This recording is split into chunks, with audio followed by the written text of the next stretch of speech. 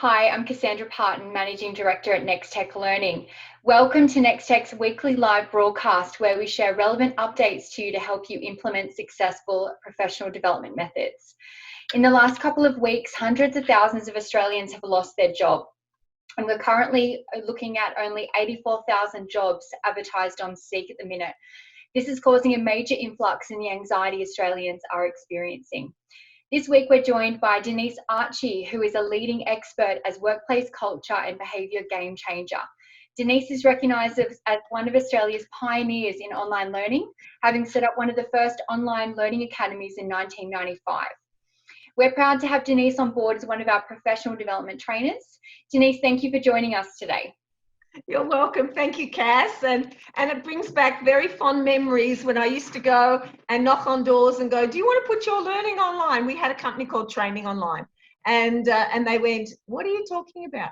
And so it's amazing to think that today, and the number of people that are, really moving towards that in a whole range of ways that has changed enormously for people. I know some of my counterparts who've never used Zoom, and I've known some of my, the work colleagues and some of our clients, of course, as you're finding out too, that they've never had this online experience, and what does it mean?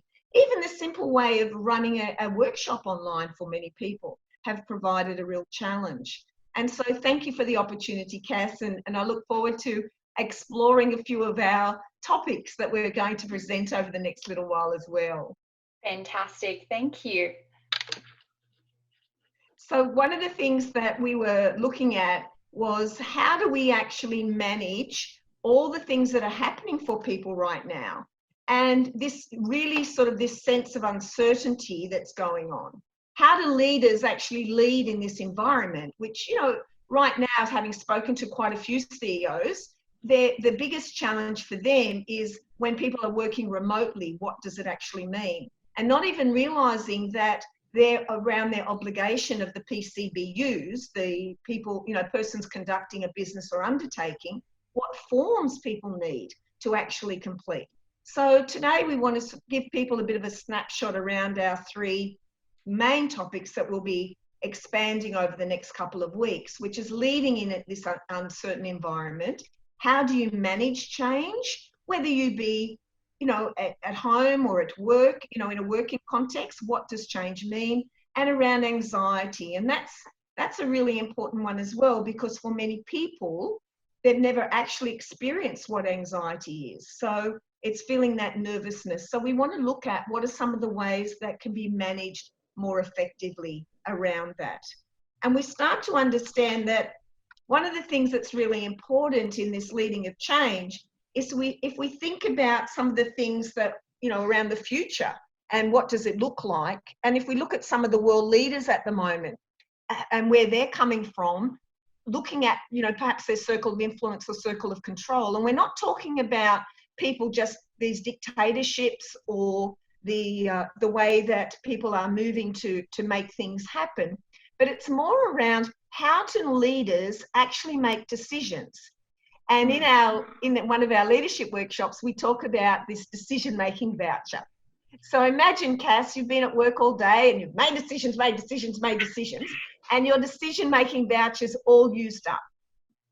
You go home and your partner very lovingly says, darling, what would you like for dinner? And your response is, back. And your response is, don't ask me. I've been making decisions all day. I don't want to have to make any more decisions. And so, of course, that happens for people because making decisions calls upon us around the courage. And, as a leader, whether it be a leader in your family or a leader in your workplace, people are boss watchers. And we're watching all the time leaders of our country and leaders of our state. And at times it's their indecisiveness that's actually giving a lack of confidence. So when you're a leader in your workplace, the thing that people are looking for is your decisiveness and your leadership. And they really want you to be able to know what to do. So our circle of influence, what do we mean by that? Well, we mean how are we going to influence some of the ways that we can make it easier for people in a workplace. Now, for those, as you said before, in that transition out of work, which is a really tough thing that leaders have to manage as well. Because for some, and as you know, not many leadership, textbooks teach us how to get rid of people. They may say, how do we manage performance? But, that actually making that really tough decision, which I know that you've been experiencing yourself, Cass, you think about what does that mean, because your circle of concern is what will that mean for their families? That's right. And so, it's a really tough time for people and for leaders. And then you think about the family environment. How do they manage through this as well in this uncertain environment? Because you don't know whether tomorrow you'll actually still have your job. And so we start to go, well, what's the impact around the family? Because your children will be looking at you for your leadership as well. And the other day I was with some leaders on a call, and we were on Zoom, and one of them said they had to take this call. And of course, schools are still open at the moment.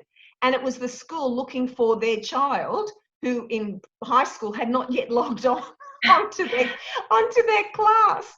And so the school was ringing to see where they were. Well, by the time this poor person came back to our meeting, it was all over the shop for them, because they had lost the focus that we had. They didn't have a sense of being in control, because they had to then go and step into a parenting role rather than have their hat on as a business leader.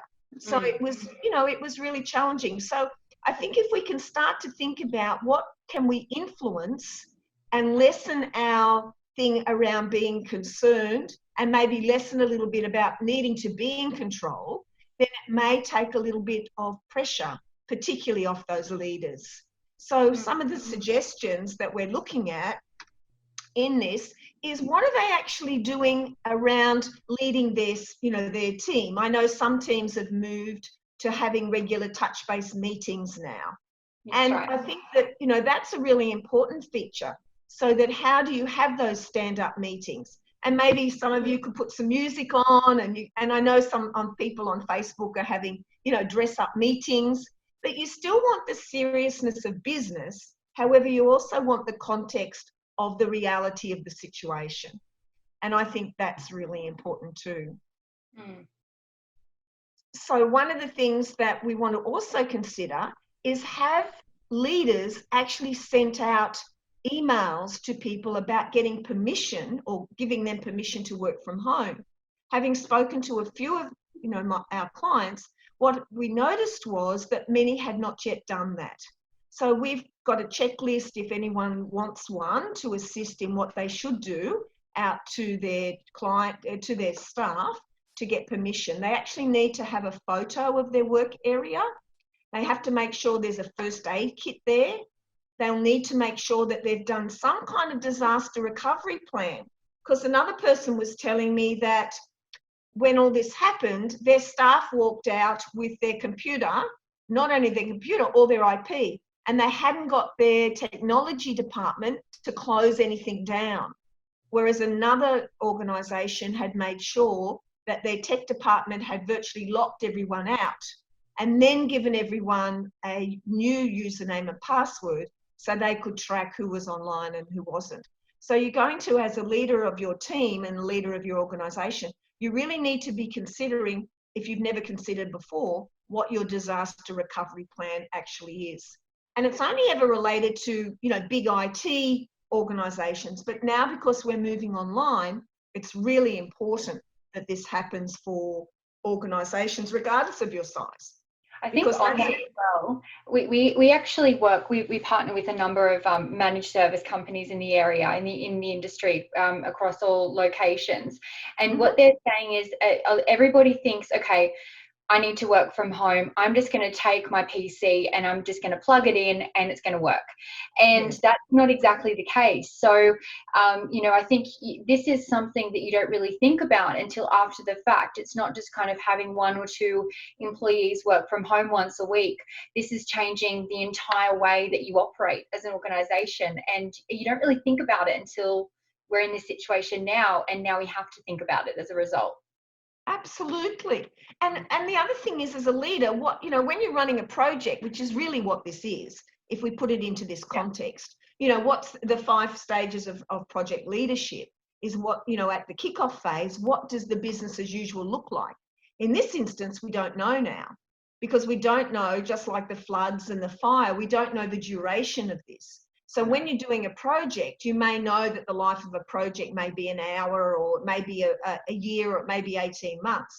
So if businesses can actually put a time limit, or actually put their own, even though it might be an arbitrary or an estimated end date, if you go, okay, in 3 months' time, we may be live again, back at work, what does that look like?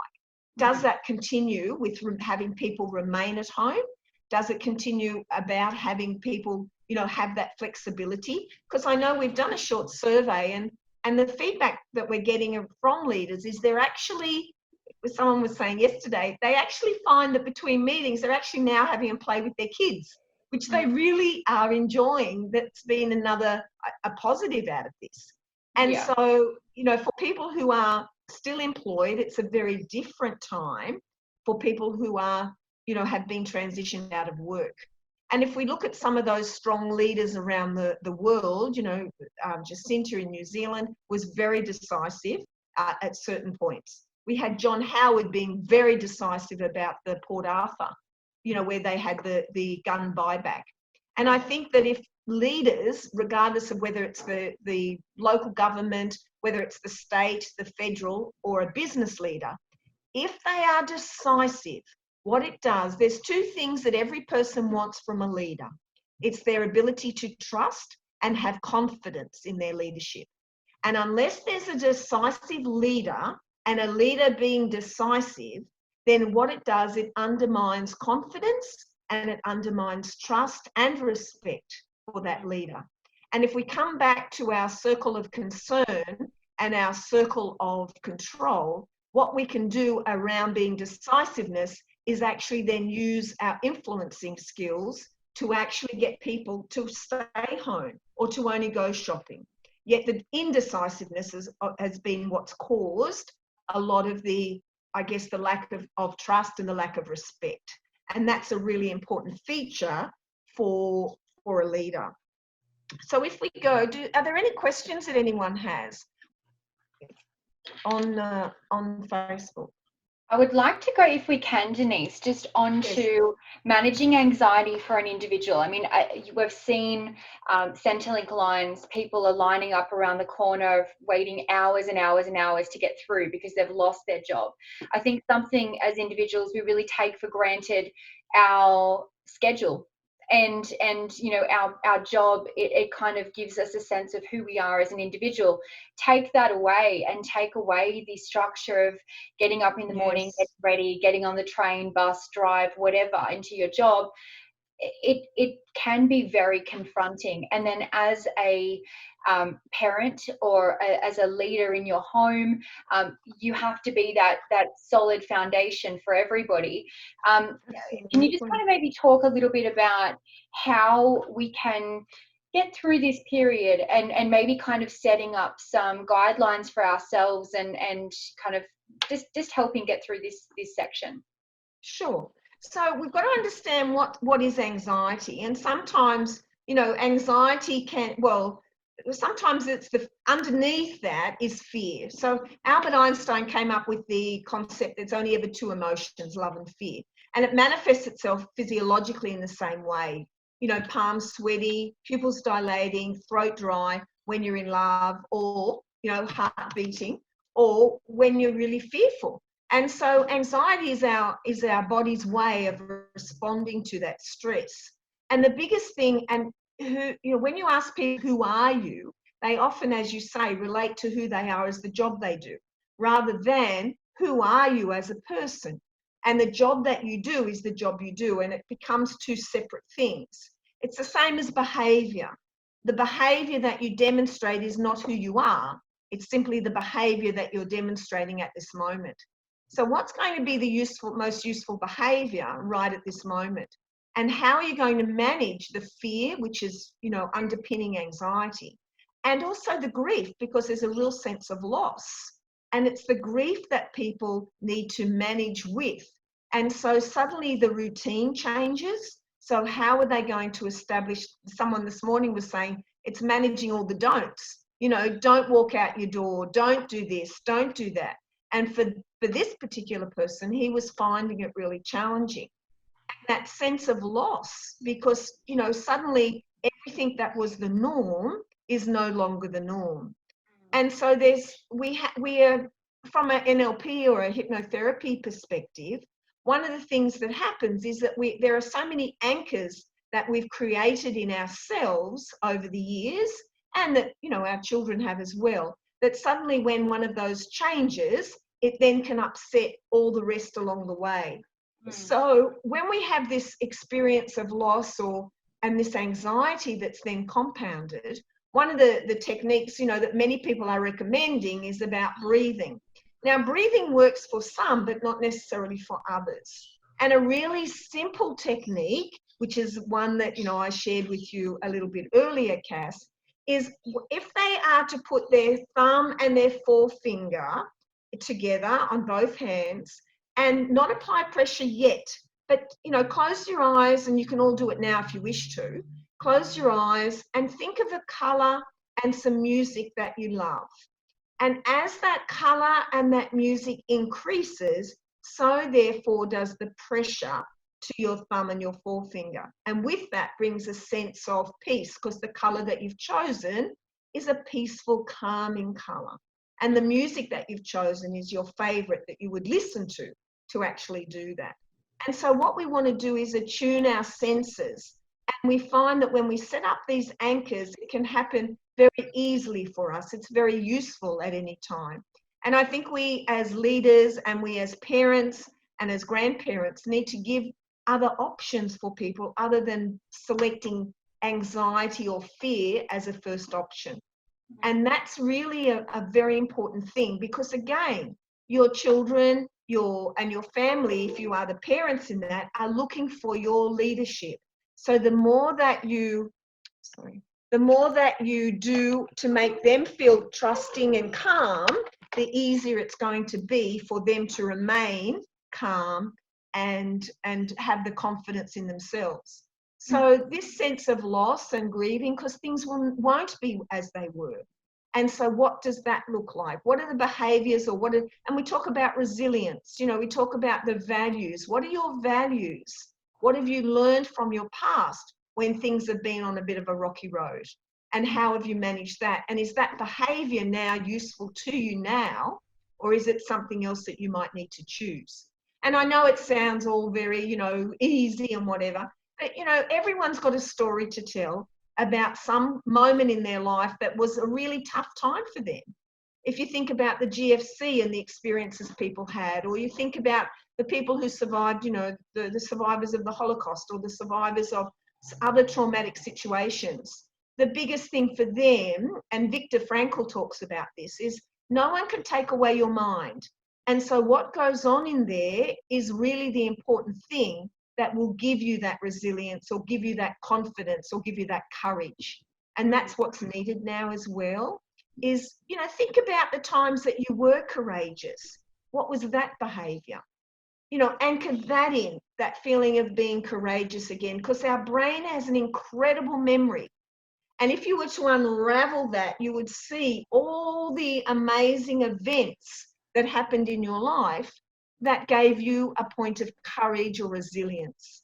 And I think it's now time for people, and that's what meditation does. It allows you to just stop. So one of the things that I'm doing now to manage, because my busyness and my family and friends suggest that I may be a bit ADHD. And so one of the things one of my friends only brought that to light with me a couple of years ago. It's like, and so one of the things that I'm now doing is every time I talk on the phone, I go and clean up somewhere. So this morning I cleaned one of the drawers in the kitchen. So, and yesterday I was in the study. And so I need, because I'm very kinesthetic and I need to move around a lot, sitting is not useful for me. And when I was a primary teacher, I used to have the kids use blue tack, because it's really challenging, for some people to just keep still. So it's about working out what will help you anchor whatever it is you're wanting to anchor, and what will help you work through whatever it is at this moment. And we can provide lots of insights into that at a much deeper level over the next coming weeks for people who may be interested in being part of that. Definitely. I think you kind of touched on a little bit as well, Denise, that we don't know how long this is going to go on for. And it's that unknowing of time of when our lives are going to be normal again, that we can... Whatever normal is, yeah. Yeah, that's right. And how we can kind of, get through that is kind of setting a little bit of smaller goals for yourself each day, kind of getting up and having a plan. I'm somebody that I need to exercise every day, otherwise I'm in a small apartment and you feel kind of a little bit trapped. So I think about, like you mentioned, is kind of putting your headset on and going and doing a bit of cleaning in another room, or going out for a run in the mornings or in the evenings, or whatever works well for you. I think it's about maintaining a little bit of what keeps you sane and keeps you feeling as though that you're doing what you enjoy doing even during this period. And you were mentioning something about the rice as well, which is a great example, Cass. Oh God, grabbing my 8-kilo bag of rice and doing squats in the lounge room. No, you do whatever you need to do during this period, and I think everyone's just trying to get through the next couple of weeks, and I think it's you'll go through in a little bit more detail in some of the sessions that we've got coming through, but taking some of those little techniques, like you said, like the breathing and the pinching of the fingers, and just kind of bringing yourself back into where you're at right now, to have that sense of calm in yourself so that you can be that support for others. I think that's look, it's uncertain times, isn't it? It is very concerning, and those statistics that I saw on the news this morning around, how many current jobs are going on seek at the moment, 84,000, as opposed to the hundreds of thousands of people that have lost their jobs over the last couple of days and weeks as well. So, I think we just have to do what we can during this period, and I think staying engaged with one another. Something that I do with my team each morning is we go on a Microsoft Teams, and we've got our video camera, and we talk about a fun fact in the morning, and then we talk about our plan for the day. It's about engaging with people. So absolutely, it's important to do that with your teams as well. Yeah, and the third chunk that I think is a really important one as well is in our philosophy, we believe change is learning. And so what is it that you need to learn to be able to manage what this is happening? And I think that underlying that is around having that really strong direction that you want. And as you said, that planning for the day. And what will your day look like today? And it may look different tomorrow, but what does it look like today? And that's really important for all of you, and particularly those who are still homeschooling, and suddenly, people are having to become teachers. And the maths that's so different now, and the science and the tech, all of those subjects. So how can they learn together? One of the things that I'm setting up with my little ones is we're going to do some word bingo so that we can all be on together and have some activities. So someone else I was talking to the other day, they're having what's called house party. They're on a system that's called house party, and they're all coming on there as a family unit that they haven't connected with for such a long time. So I think it's really important that in this whole process, what's some of the learning that needs to happen, which ties back to that managing your anxiety and also leading. So what are some of the learnings that need to happen, and what are in place? What agreements are in place? We find now that, that with the children being home, some parents have only one laptop, and yet the children need to do some schooling, and the parents need to do work. How are they managing that process? What happens to the impact if you're on a data plan and suddenly your data increases? And there's the financial extra that you hadn't counted on in your budgeting terms. So, there's all of these things that people need to manage. And we talked briefly about the physical and briefly around your mental state, but there's also the financial well-being of people that needs to be considered as well. And so what does it look like? Let's if you can plan for the next 4 days, what does your weekend look like? We've had the incidents of increased domestic violence because people are in such close quarters. And that's a real issue for some people who aren't able to manage that closeness. We can be flippant and go, oh, what's going to happen? Will there be more divorces or more babies or better relationships? But, for some people, there is now no escape. And that must be that's beyond anxiety. That's terrifying. That's right. And unfortunately, you've got a whole range of venues that are really looking and support systems, but they're overloaded. I mean, they're calling for volunteers of counsellors now to manage some of the phone calls because it's such a dire situation. So whilst we have people who are on all levels of the spectrum at the moment, from feeling like, we can get through this, like the ads, we're all in this together, but then you've got that whole other end of the spectrum where there is this feeling of being trapped, and anxiety becomes bigger, and it's real fear of how do they survive this, this situation. Right. And so it's a really, it's such an unknown, as you said, and we don't know for how long. So it's a time now, I think, for people to upskill in a whole range of ways, whether it be personal, professional development. There's lots of things that are available. I think there could be a learning of instruments as a family unit. I think there's a way that the family, that maybe there's been a little bit of fraction. They could actually, if they all decide, and I'm not talking in the extreme cases, I'm talking about what can the family as a unit work together to do and to learn to manage this. And I think that's a really important one as well. Can I just ask a question on kind of conflict and dealing with conflict when you haven't got that person-to-person? I'm talking specifically in the workplace. Yes. We all know, we've all sent an email or a text that has been misread or misinterpreted. It's come across as could be aggressive, or the tones, and exactly. How do you suggest that from people kind of dealing with one another now remotely in an online presence, how can conflict management be looked at during this period, and how can we ensure that our relationships are still positive?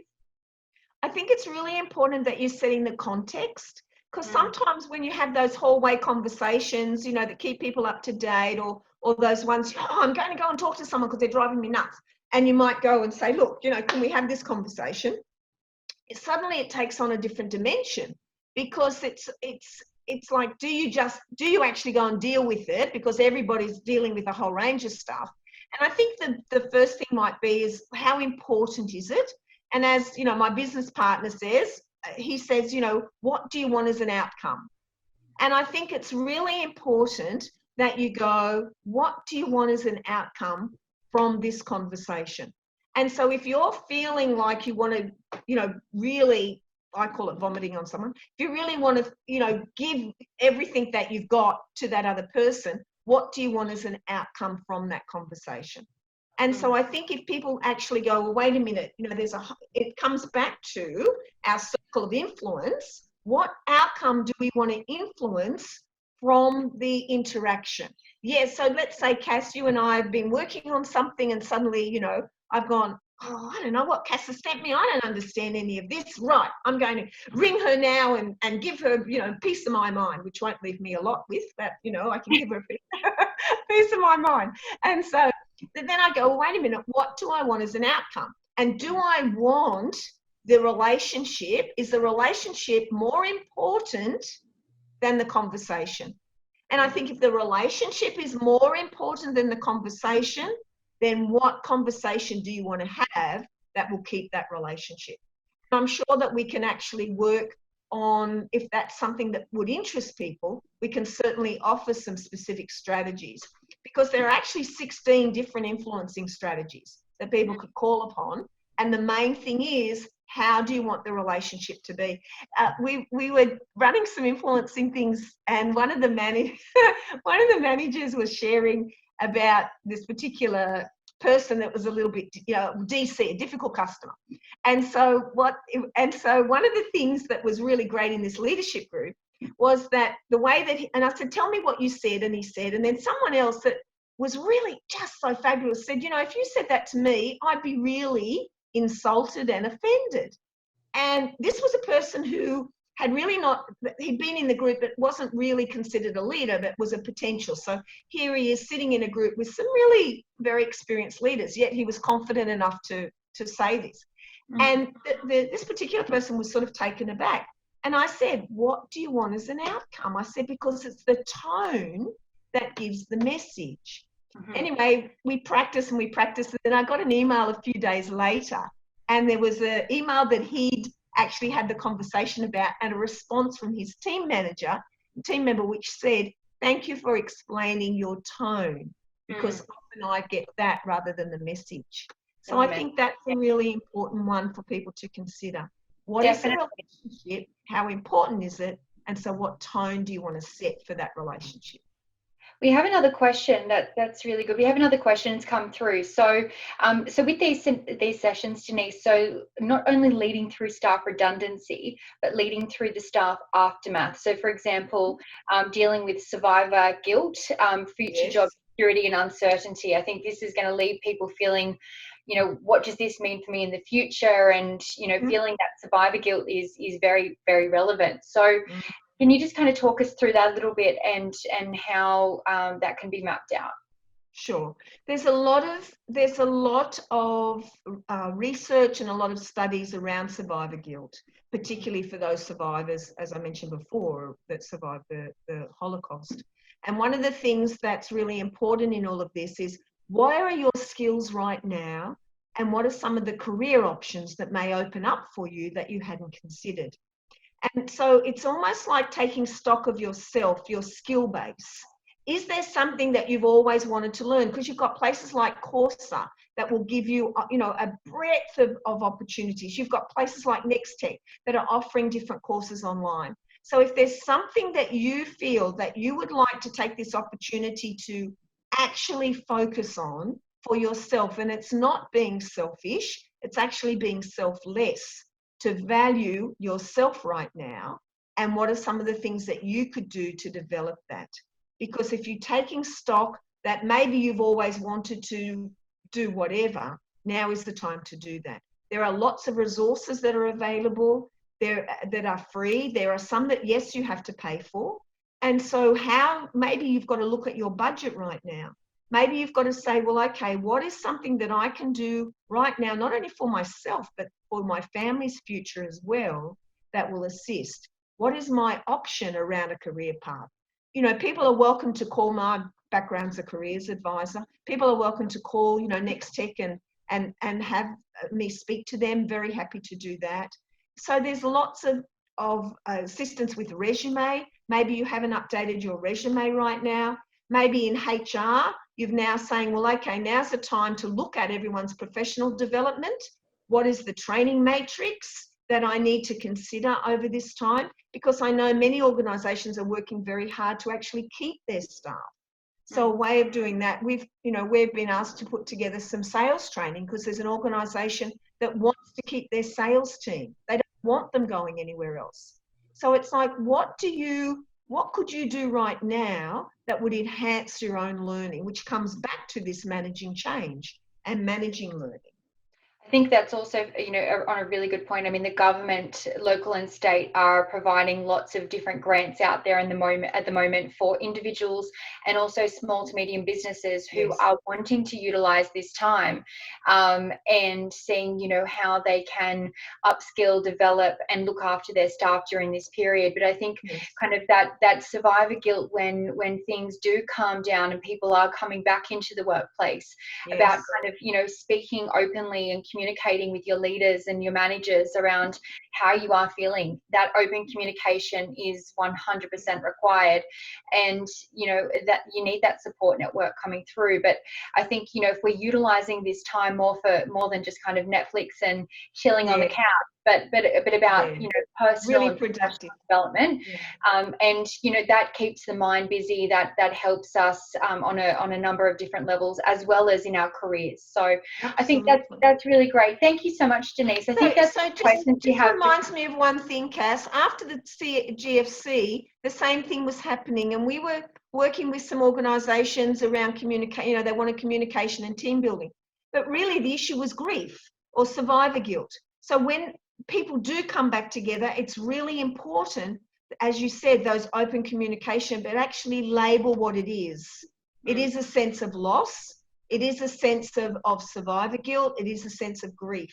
And once people label their feelings rather than being angry about it, it actually puts it into a perspective that they're able to manage. Because it's very easy to say I'm angry, but what is underneath anger that actually allows people to manage that emotion more effectively? Definitely, definitely. So NextTech are also running a few sessions, complimentary 1-hour sessions with Denise on the 15th of April. And we're going to be going through this on a much more in-depth level. So we're running a session on managing anxiety. We're running a session on change management and also leading through uncertainty. So if you would like to know more, we will send through the link for these complimentary 1-hour sessions. And we also have some 1-day sessions that we can actually provide you after that fact. So, you know, NextTech, we're offering lots of different courses online during this period. Definitely look at how you can utilize your time effectively. We'll put through our information in this link here so that you can check out our upcoming schedule to see all of our online courses. So thank you all for joining us, and we hope to see you in next week's live broadcast. We'll be sharing more information over the coming days. So thank you so much. Thank you, Denise, for joining us. Really appreciate it. And we'll speak to you soon. And keep well and stay well. Take all the best. All right.